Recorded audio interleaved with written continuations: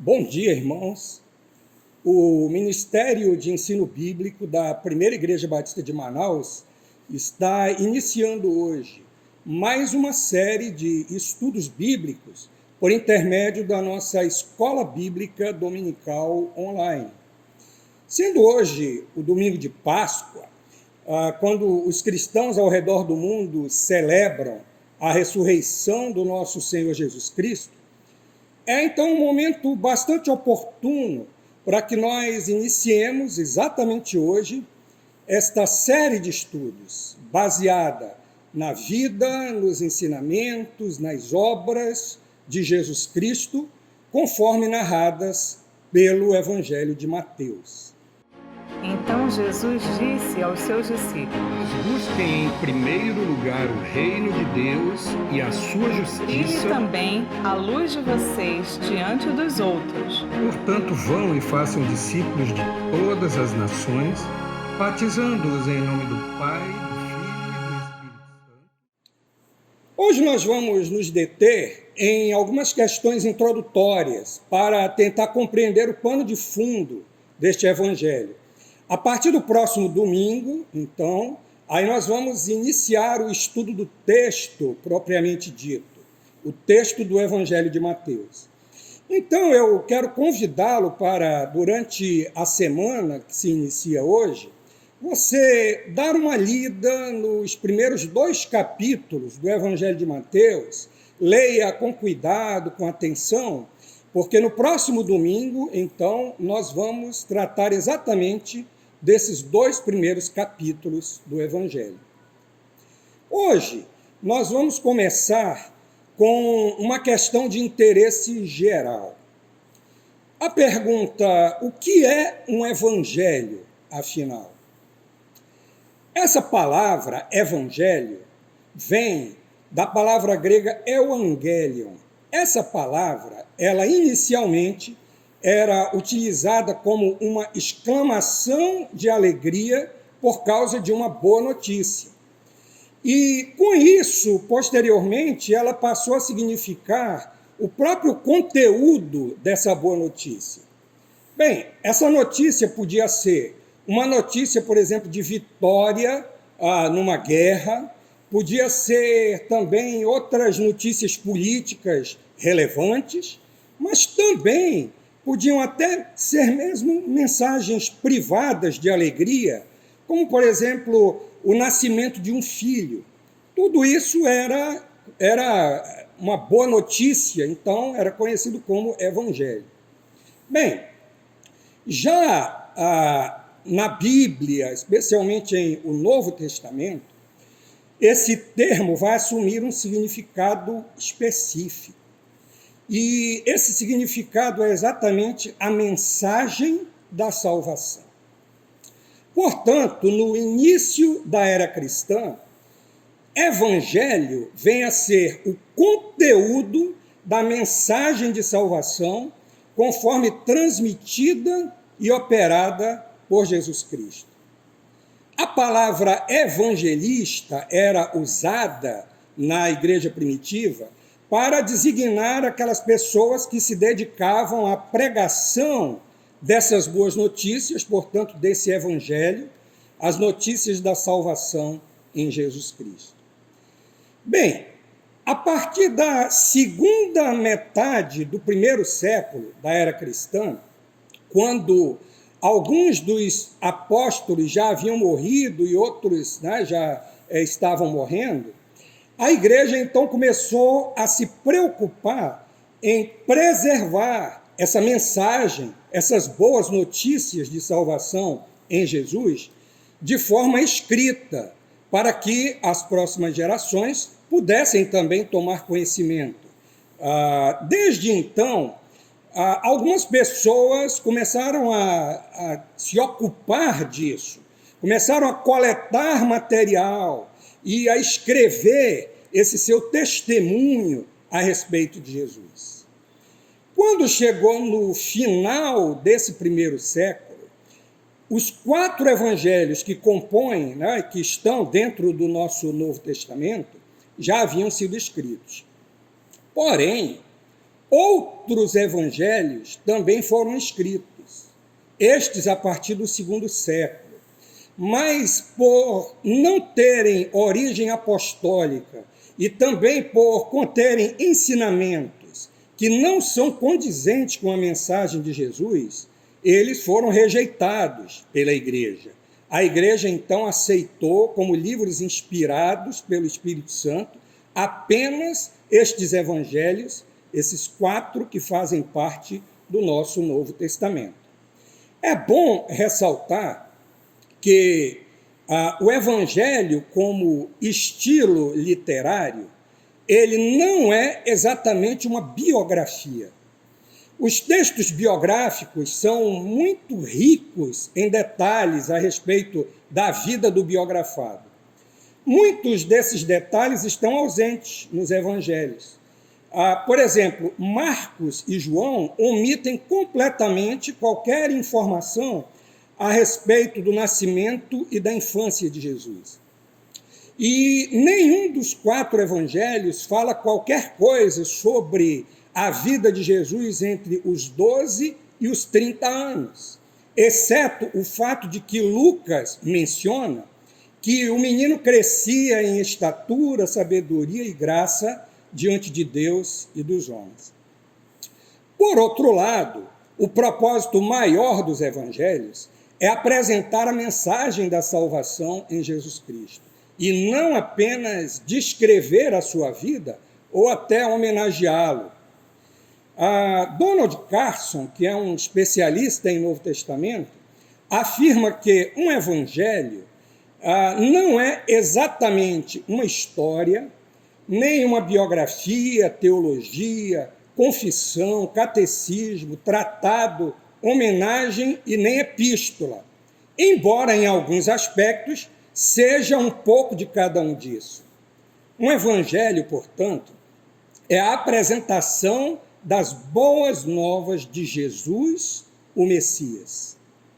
Bem, após esse desenvolvimento histórico, a palavra evangelho, hoje, ela designa um estilo literário que iniciou, que começou a ser levado a efeito a partir do primeiro século da era cristã.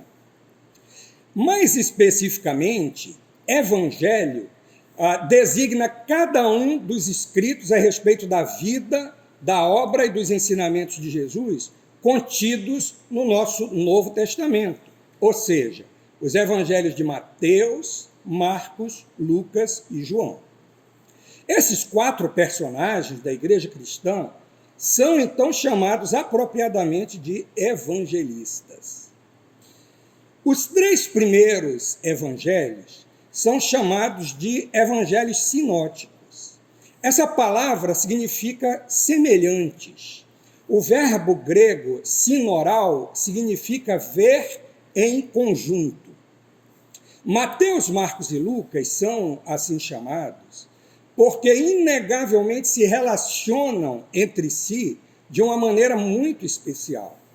Há um conteúdo significativo de textos que são encontrados ou que são comuns a esses 3 evangelhos e que não se encontram no Evangelho de João.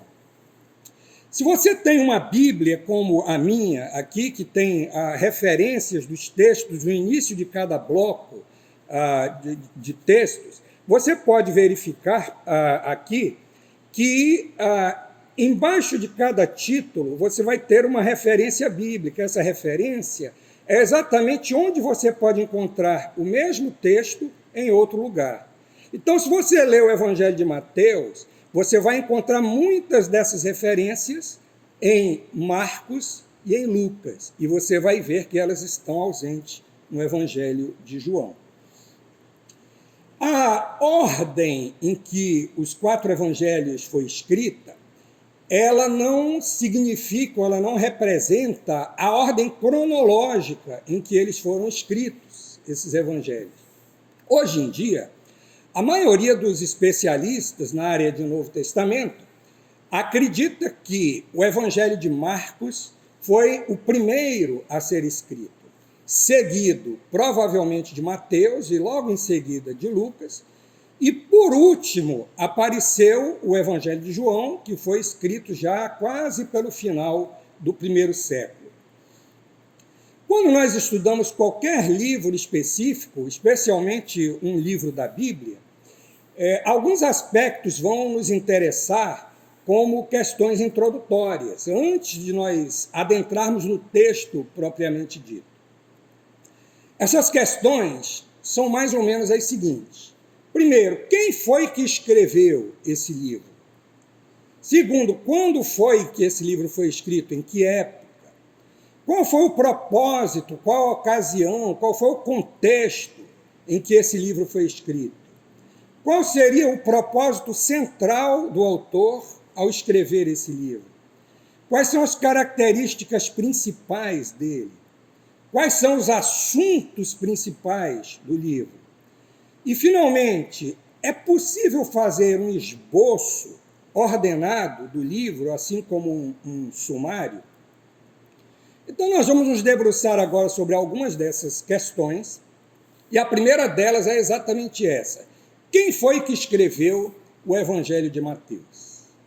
Essa pergunta pode até parecer fora de propósito, visto que nós conhecemos, desde que começamos a travar conhecimento com a literatura bíblica, o Evangelho como Evangelho de Mateus, portanto, escrito por Mateus. Porém, há duas questões a gente precisa levantar antes de chegar a essa conclusão, em definitivo.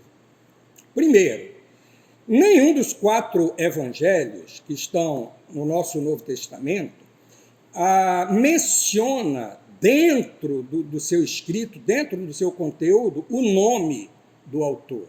Ou seja, todos eles são anônimos. Nós temos nos manuscritos mais antigos o texto completo dos evangelhos, porém o nome do autor não aparece. Esse título que aparece nas nossas Bíblias, o Evangelho segundo Mateus, ou o Evangelho de Mateus, é um título apenas para identificar, mas ele não faz parte do conteúdo do Evangelho. A segunda coisa que nós precisamos considerar é a seguinte: naquela época havia o costume de algumas pessoas de escreverem livros, fazerem alguns escritos e identificarem esses escritos com o nome de outra pessoa, para que aqueles escritos tivessem mais credibilidade perante os destinatários. Isso foi uma coisa bastante comum nessa época. Então, a gente tem que ir um pouco mais fundo nessa questão de quem foi que escreveu esse evangelho. A pergunta, então, tem a sua razão de ser, mas a resposta vem de duas maneiras. Primeiro, por meio de testemunhos de escritos antigos, são escritos extrabíblicos, mas que fazem parte da história da igreja. O meu saudoso professor de Novo Testamento, Dr. Brodus Hale, afirmava que há uma tradição uniforme da autoria de Mateus entre os chamados pais da igreja, desde o II século, com Papias e Irineu, prosseguindo no III século com Orígenes e no IV século com Eusébio. Esses testemunhos são bastante antigos e confiáveis também.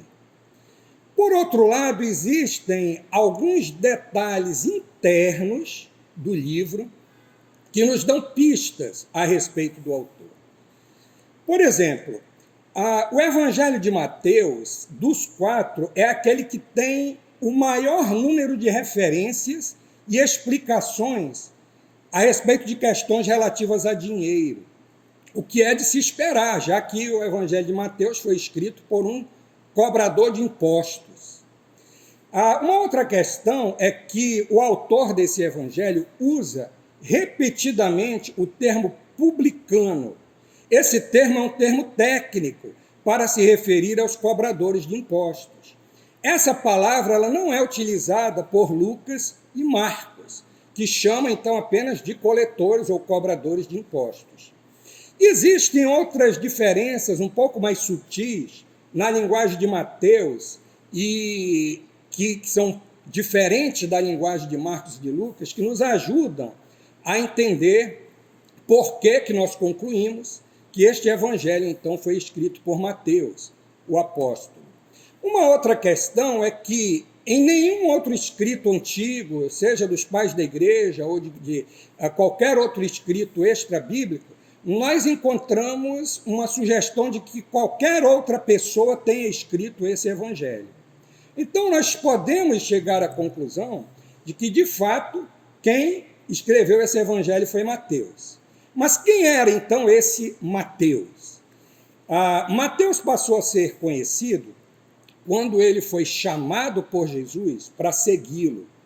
E aí, então, ele abandonou a sua lucrativa atividade de cobrador de impostos, no caso de publicano, e se tornou um dos 12 apóstolos do Mestre. No seu próprio evangelho, ele é chamado de Mateus. Porém, Marcos e Lucas chamam de Levi. Por causa disso, alguns comentaristas entendem que ele poderia ser um levita, ou seja, sendo um membro da tribo de Levi, um descendente de Levi, ele seria, então, também de família sacerdotal. Outros acham que esse era apenas um outro nome pelo qual ele era conhecido. Ele tinha, então, um nome duplo. Isso era bastante comum na época. O nome Mateus significa presente do Senhor. E o nome Levi significa união, adesão. No Evangelho de Marcos, ele é chamado de filho de Alfeu. Mateus, filho de Alfeu. Alguns com isso concluem que ele seria irmão do Tiago, filho de Alfeu, que é mencionado em Marcos 3,18 e em outros lugares também no Evangelho de Marcos e de Lucas. Isso, entretanto, é muito difícil de comprovar, né? Mateus poderia ser filho de um outro Alfeu. Porém, o que nos importa aqui é que o chamamento de um homem como Mateus para seguir a Jesus, Mateus como um homem treinado na lide de cobrança de impostos, foi importante para a divulgação do Evangelho, pois ele era um homem letrado, o que não era comum naquela época. Segundo os comentaristas da história antiga, cerca de apenas 10% de toda a população do Império Romano era alfabetizada. Então, Levi, ou Mateus, era um desses homens. E nós vemos, então, essa sabedoria dos atos e dos propósitos de Jesus ao escolher cada um daqueles que acompanharam de perto todo o ministério de Jesus.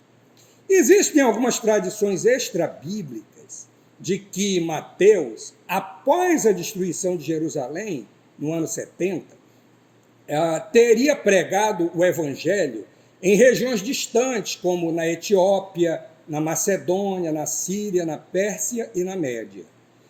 O fato é que, depois daquele jantar oferecido a Jesus, que está narrado no capítulo 9 do Evangelho, e essa mesma história é repetida também por Marcos e Lucas, ele não foi mais mencionado nas Escrituras.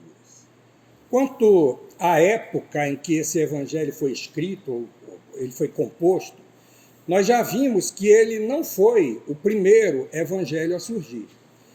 Os estudos críticos da questão sinótica indicam que Mateus usou como base o evangelho de Marcos.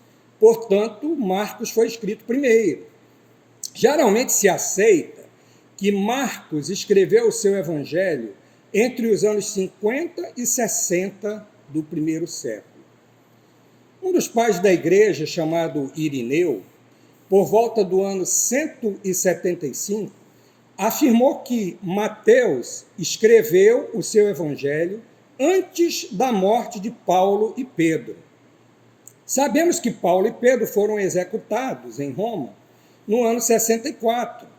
Portanto, nós podemos aceitar uma época entre o final dos anos 50 até o ano 64 como a época de composição do Evangelho de Mateus. Mas qual é o propósito desse evangelho? Vamos procurar entender, partindo já do primeiro versículo do evangelho. Mateus capítulo 1, versículo 1 diz assim: livro da genealogia de Jesus Cristo, filho de Davi, filho de Abraão. Mateus usa a genealogia de Jesus para provar a sua identidade como Messias, visto que Jesus é descendente do rei Davi e herdeiro das promessas feitas por Deus a Abraão. Quando Deus chamou Abraão, ele prometeu que nele seriam benditas todas as famílias da terra. Gênesis 12, 3. Com esta introdução do Evangelho de Mateus em mente, nós podemos enumerar alguns dos principais propósitos do Evangelho de Mateus. O primeiro deles foi apresentar a pessoa de Jesus, o Cristo. Mateus descreve Jesus como Messias, Emanuel, que é Deus presente no meio do seu povo, Filho de Deus, Rei de Israel e Senhor da Igreja. Para isso, ele usa diversas citações do Antigo Testamento, em especial do texto profético. Um desses exemplos é quando ele apresenta Jesus como Rei de Israel, conforme nós lemos no capítulo 21, versos 4 e 5, que diz: ora, isto aconteceu para se cumprir o que foi dito por meio do profeta. Digam à filha de Sião: eis que o seu rei vem até você, humilde, montado em jumenta, e num jumentinho, cria de animal de carga. Esta é uma citação literal do profeta Zacarias, capítulo 9, versículo 9. Um outro propósito de Mateus era fazer um elo entre o Antigo e o Novo Testamento. Jesus veio para cumprir as promessas messiânicas do Antigo Testamento. Alguns comentaristas entendem até mesmo que essa característica de Mateus foi um dos motivos pelos quais a igreja escolheu este evangelho para iniciar o cânon do Novo Testamento. Um terceiro propósito foi de mostrar que o evangelho é cosmopolita. As boas notícias são para o povo de Israel, mas também são estendidas a todas as nações. A obra da salvação começa com os israelitas, porém ela é mais abrangente. Ela é oferecida a pessoas de toda língua, povo, raça e nação. Um quarto propósito seria apresentar a igreja como a nova comunidade de fé. A igreja, como povo de Deus, não é mais constituída apenas por pessoas de uma etnia ou de uma raça, mas judeus e gentios passam a compartilhar essa nova realidade. Era necessário transpor essas barreiras étnicas e culturais para que cristãos, membros da Igreja de Jesus, passassem a servir ao seu mestre como membros do seu corpo. Um quinto propósito é mostrar que a igreja está edificada sobre Jesus. Ela é sustentada pela presença constante de Jesus. Deus encarrega a igreja de proclamar a obra de salvação baseada na mensagem de Jesus. É o próprio Jesus quem edifica a sua igreja e a sustenta para que a pregação do evangelho não sofra solução de continuidade. Um outro propósito seria apresentar a missão da igreja. A missão da igreja consiste em fazer discípulos em todo lugar. E além de fazer discípulos, batizá-los como sinal de pertencimento ao corpo de Cristo e também ensinar-lhes a palavra de Deus como a única regra de fé e de prática. Outra questão é, para quem Mateus escreveu esse evangelho originalmente? Quanto a esses primeiros destinatários, Mateus parece ter em mente leitores de origem judaica. Nós chegamos a essa conclusão por causa do grande número de referências ao Antigo Testamento presente no texto e também devido ao fato de que Mateus, sendo judeu, estaria interessado na salvação, né, dos seus conterrâneos. Agora, nós podemos dizer que a leitura do Evangelho de Mateus é proveitosa para qualquer grupo de pessoas, mesmo naquela época.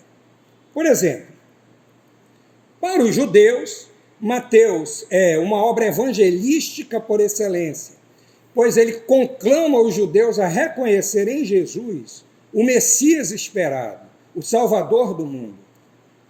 Para os gentios, Mateus mostra com clareza que a salvação oferecida por Jesus está disponível para pessoas de todos os povos.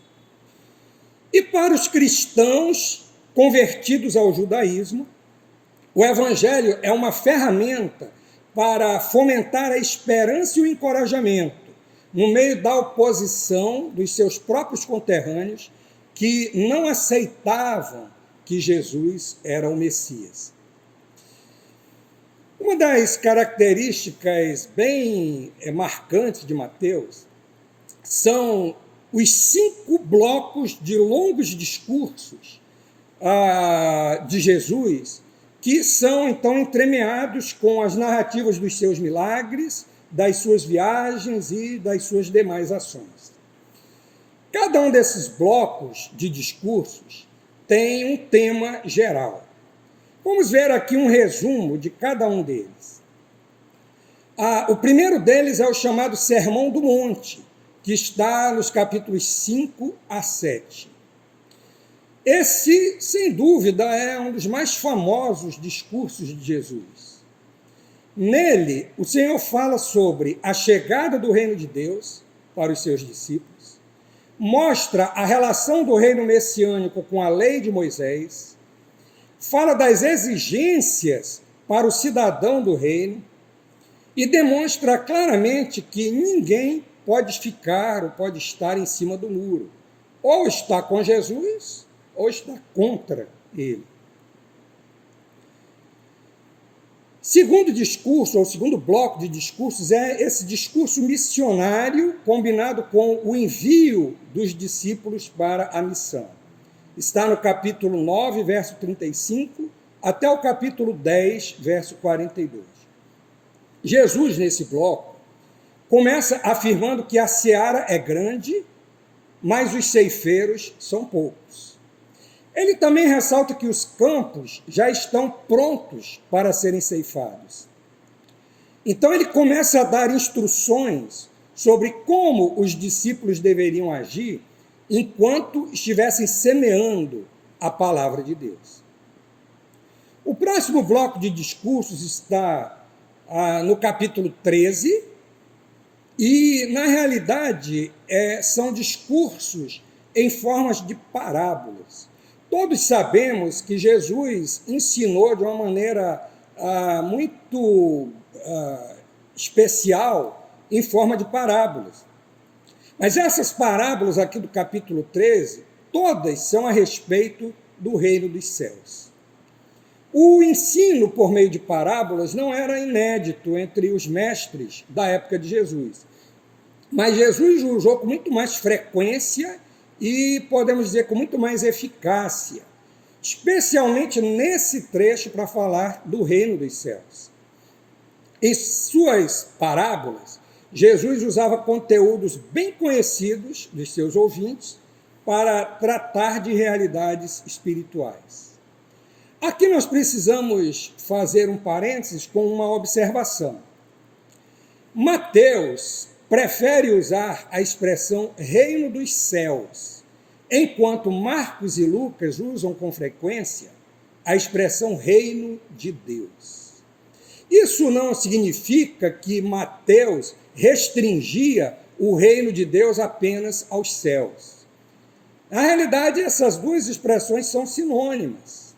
O objetivo do uso delas era manifestar a soberania de Deus na terra entre os homens. Mateus estava escrevendo, em primeiro lugar, para um público judeu. E para esse público, o nome de Deus era digno de muito respeito, para procurar cumprir o mandamento de não tomar o nome de Deus em vão. Por isso, Mateus procurou uma expressão que fizesse sentido para os judeus, mas que não despertasse qualquer rejeição entre os seus conterrâneos. Pois bem, o próximo bloco de discurso de Jesus tem a ver com algumas instruções gerais que ele deu aos seus discípulos e que estão no capítulo 18. Nesse discurso, Jesus fala sobre as características e a valorização da vida na comunidade do reino. Como ser grande no reino dos céus? Como não servir de pedra de tropeço para os irmãos? O desejo de Jesus de salvar os perdidos e também a necessidade de perdoar o ofensor, da mesma forma como Deus perdoa aqueles que pecaram contra ele. E o último bloco de discursos tem duas partes. É uma dura condenação aos escribas e fariseus e também um sermão escatológico. Esse trecho vai do capítulo 23 até o capítulo 25. Então, como dissemos, esse bloco tem duas partes. Na primeira parte, Jesus se dirige aos fariseus e aos mestres da lei e condena de forma muito dura as suas atitudes e a falta de sintonia dos seus discursos com as suas ações. Ao fim dessa parte, Jesus profere o seu famoso lamento sobre Jerusalém. Na segunda parte, o discurso trata das coisas que vão acontecer no final dos tempos. Ele fala sobre o princípio das dores, a grande tribulação e a vinda do Filho do Homem. Ele também exorta os discípulos a se manterem vigilantes, porque eles não sabem nem o dia e nem a hora em que essas coisas vão acontecer. Ao final, ele trata do julgamento dos justos e dos ímpios, com base na obediência ou não ao seu convite. Para concluir o nosso estudo de hoje, nós vamos observar um pouco do contexto histórico da época em que esses acontecimentos de Mateus ocorreram. Para isso, nós vamos nos servir dos ensinamentos de um outro saudoso professor, pastor Carlos Oswaldo Pinto, no seu livro Foco e Desenvolvimento do Novo Testamento. Mateus registra a vida de Jesus, desde o seu nascimento, que aconteceu por volta do ano 6 ou 5 a.C., até a sua ascensão. A data aceita para o nascimento de Jesus, conforme falei, é por volta de 6 ou 5 a.C. Essa datação ela é baseada no ano da morte do rei Herodes, que aconteceu no ano 4 a.C. Isso está bem documentado na história. Nós sabemos que quando Jesus nasceu, Herodes ainda estava vivo. Portanto, esse acontecimento, esses acontecimentos do nascimento de Jesus, a história de José e de Maria, ocorreram antes disso, antes do ano 4. O recenseamento que foi ordenado por Augusto ocorreu no ano 6 a.C. Então, nós podemos dizer que a ressurreição e a ascensão de Jesus ocorreram por volta do ano 29 ou 30 depois de Cristo. Esse período coincide com o início da tensão política naquela religião, quando grupos armados de judeus radicais começaram a atacar e a matar soldados romanos. O imperador Tibério iniciou uma onda de antissemitismo que culminou com a nomeação de Pôncio Pilatos como procurador da Judéia. Esse Pilatos, ele era um homem profundamente antissemita e ele se esforçou ao máximo para dar uma resposta rápida e brutal a essa provocação dos judeus radicais. Em Lucas, no capítulo 13, verso 1, nós encontramos uma dessas demonstrações da crueldade de Pilatos para com os judeus. O texto diz o seguinte: naquela mesma ocasião, estavam ali algumas pessoas que falaram para Jesus a respeito dos galileus, cujo sangue Pilatos havia misturado com os sacrifícios que os mesmos realizavam. Bom, o cenário político daquela época, entre os judeus, incluía os fariseus, que era o grupo que detinha o controle das sinagogas. As sinagogas eram lugares fora da cidade de Jerusalém, onde se ensinava as Escrituras, onde a lei era lida e explicada pelos mestres da lei. Então, esse grupo englobava também esses escribas, ou seja, os mestres da lei que tinham por encargo ensinar a lei ao povo. Havia também os saduceus. Esse grupo era um grupo que vivia em Jerusalém. E, com isso, eles controlavam o Sinédrio, que era o tribunal superior dos judeus, e também controlavam o templo de Jerusalém. Esse grupo de saduceus, eles procuravam sempre manter uma relação amistosa com os dominadores romanos e também com o governante da época. Havia também os zelotes. Os zelotes eram esses radicais nacionalistas que lutavam pela independência da Judéia por meios violentos. Além desses, havia os herodianos. Esse grupo era um grupo que não tinha convicções religiosas muito definidas. Eles seguiam uma política de conveniência. Eles argumentavam que o melhor para os judeus seria continuar sendo governados pela família de Herodes. Durante o ministério de Jesus, todos esses grupos acabaram se unindo para se contrapor à sua mensagem. Mas, politicamente falando, havia também uma tensão entre Herodes Antipas, que era o rei delegado daquela região, e o procurador romano, Pôncio Pilatos. Muito provavelmente, a morte daqueles galileus, ordenada por Pilatos, foi o que acendeu a ira de Herodes. Nós sabemos, pelos evangelhos, que essa inimizade, né, foi acalmada justamente na época da ocasião da morte e da crucificação de Jesus, quando Herodes e Pilatos finalmente ficaram amigos de novo. Quanto à vida social daquela época, a vida social era muito desigual. Havia uma minoria privilegiada que podia desfrutar de todas as coisas boas que o mundo daquela época oferecia, enquanto que a maior parte da população era acossada por uma carga de impostos muito pesada. Essa carga de impostos ainda era agravada pela desonestidade notória dos publicanos. E, embora os romanos soubessem disso, eles não se importavam. Nós temos também, entre os grupos daquela época, e eu quero entrar em um detalhe um pouquinho maior sobre essas pessoas, eram os escribas, né, os chamados mestres da lei. Como já disse, o trabalho deles era ensinar a lei ao povo.